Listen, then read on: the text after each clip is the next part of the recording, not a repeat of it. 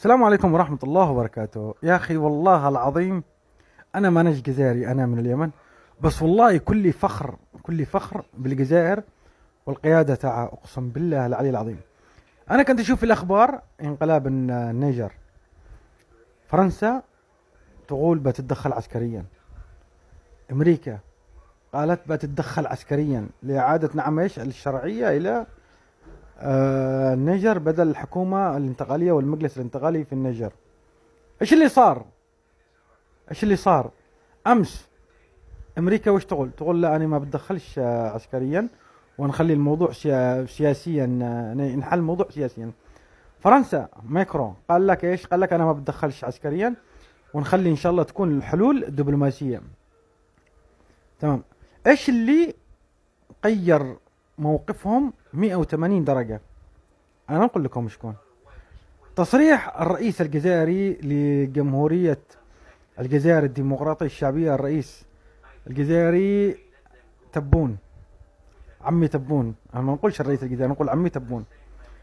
قال لهم استغفر الله العظيم، بلا بربي ما يتدخل حتى واحد كذا بالدارجة.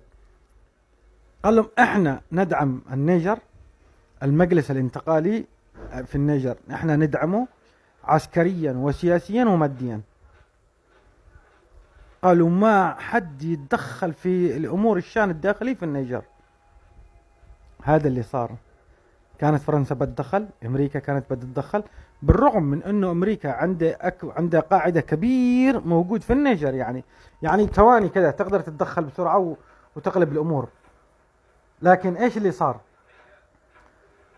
بعد ما صرح عمي تبون قال لهم انا ادعم المجلس الانتقالي واعترف فيه، وما حد يتدخل في الشان الداخلي في النيجر. امريكا سحبت تصريحه، فرنسا سحبت تصريحه. من هنا اتذكر قول عمي تبون لما قال احنا قوة ضاربة.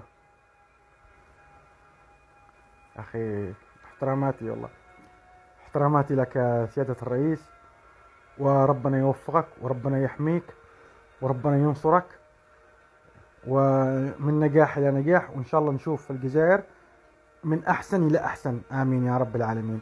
اللهم احفظ الجزائر من الفتن ما ظهر منها وما بطن، امين يا رب العالمين. السلام عليكم.